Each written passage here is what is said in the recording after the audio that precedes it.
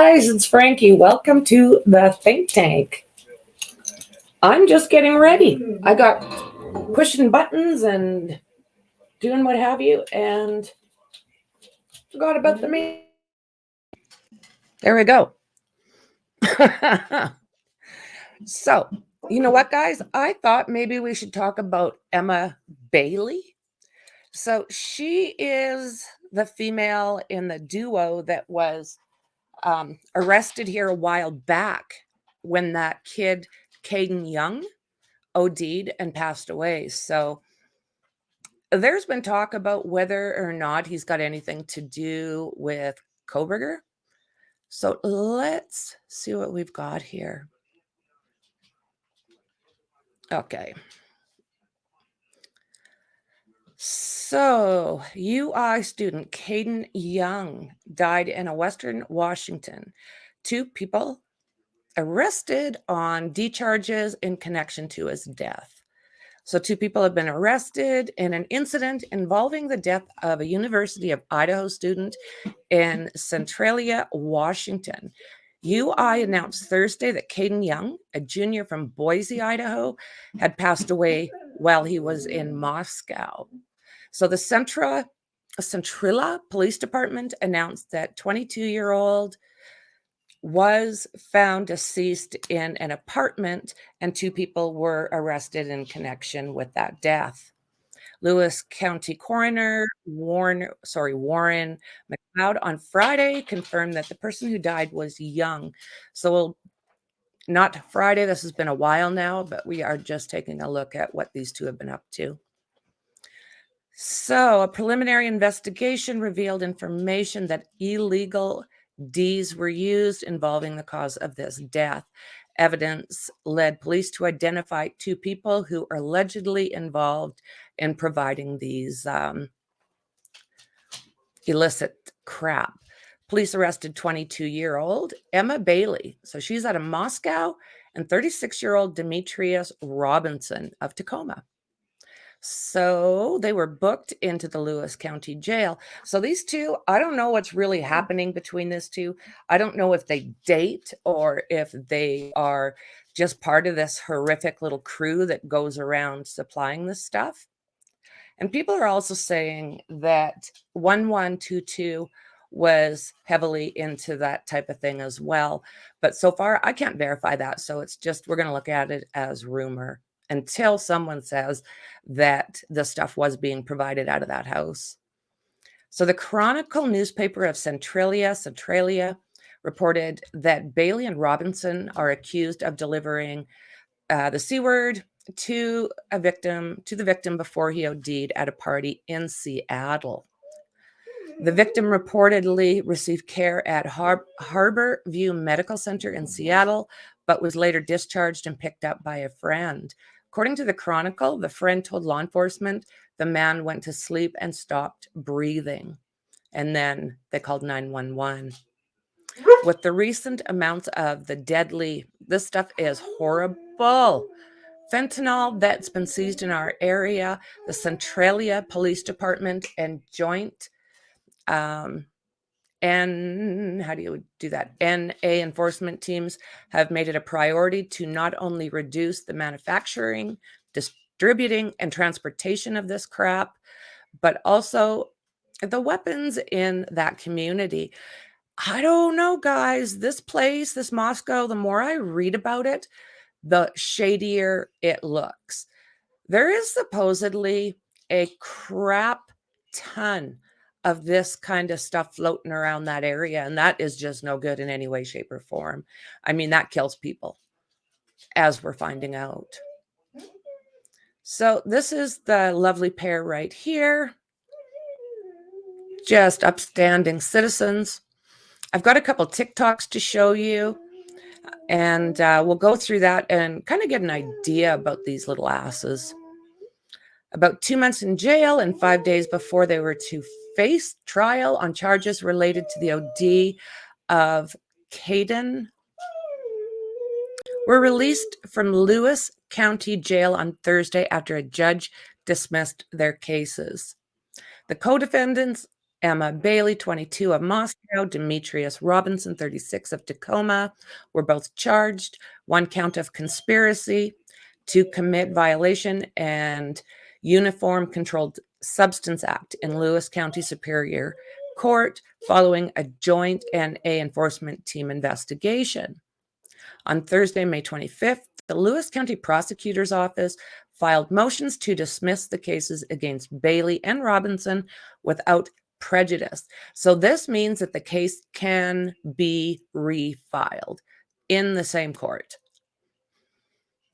The hearing where Judge Jolie Yeager heard Meyer's dismissal motion was scheduled as trial confirmed hearing for the two co-defendants ahead of the May 30th trial date, and that trial date has been canceled. In the written motions, the prosecutor's office stated the dismissals were based upon the subjoined affidavit of dismissal without prejudice. So Bailey and Robinson were arrested on Tuesday, March 21st by that NA enforcement team over the death of Caden, the Centralia young man. The two co-defendants were accused of delivering this stuff to the man who was visiting from University of Idaho in Moscow shortly before he had that happen at a Seattle party on March 20th. He received care at Harborview Medical Center, like we just learned, and about 2 a.m. he was picked up by a friend. Officers with the Centralia Police Department responded at about 9 a.m. on March 21st to report that the man who was found by his friend in an apartment in the 300 block of Borst Avenue was unconscious and not breathing. The friend told law enforcement that man went to sleep, stopped breathing shortly before the friend called 911. Before their release on Thursday, Bailey and Robinson had been in custody on $100,000 bail since March 21st. Unreal. Charges dropped. If they're confident enough to go pick these people up and they're getting the order to do so, how is it that they don't have enough information to carry on with the case? So there's a beautiful couple there. Once again, talking about the fact that they got out just before they were supposed to go to court. The two co-defendants were accused of delivering that drug to Caden Young of Boise, Idaho. He was visiting from the U of I and was treated at hospital and then let go. So let's see here. In the written motions, the prosecutor's office stated the dismissals were based upon the subjoined affidavit of counsel. Ooh, what's going on out there? Someone's moving stuff around.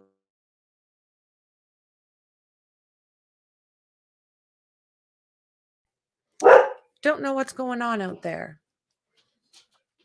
Okay, we'll get back here. So without prejudice, as we learned, was meaning that the charges can come back and go through the same court. So Caden was majoring in journalism and was the past president of the Alpha Kappa Lambda, fraternity at the U of I. Caden Young. Rest in peace, young man.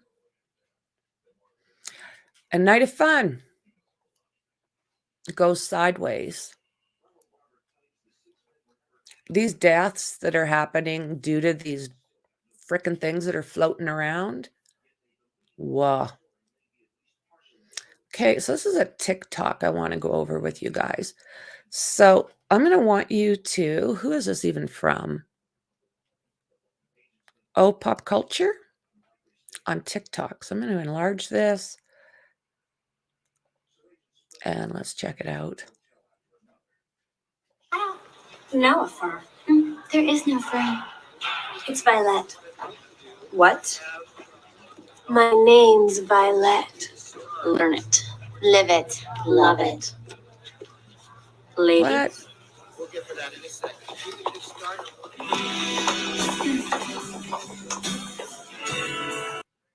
Damn, she's weird.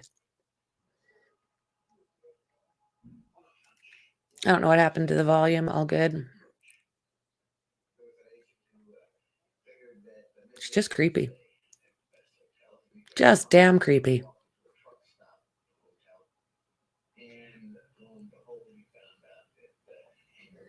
So I don't know what that's all about, but that is Emma Bailey.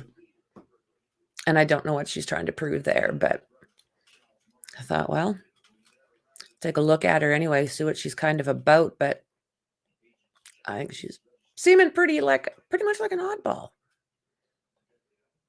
Okay, let's take a look at this.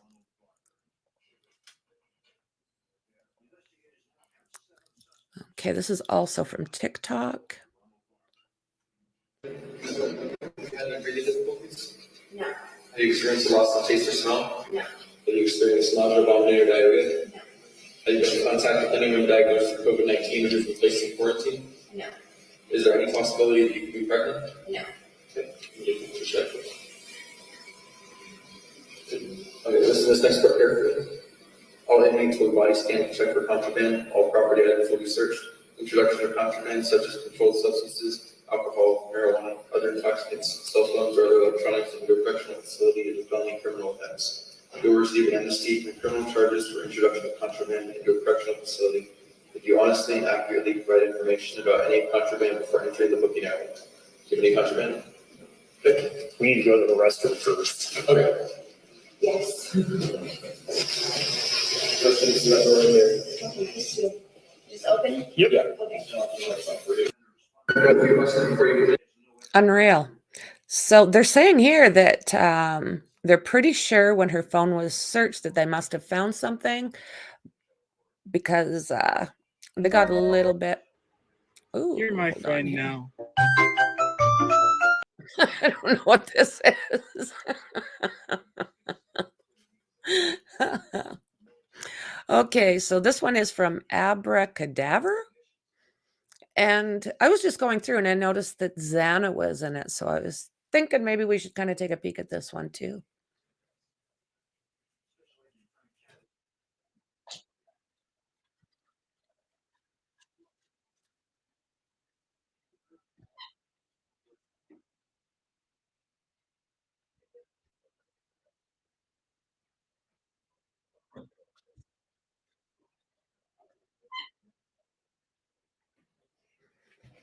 Okay. Isn't that something? I've seen Ethan in there. And actually, I've seen his twin brother as well.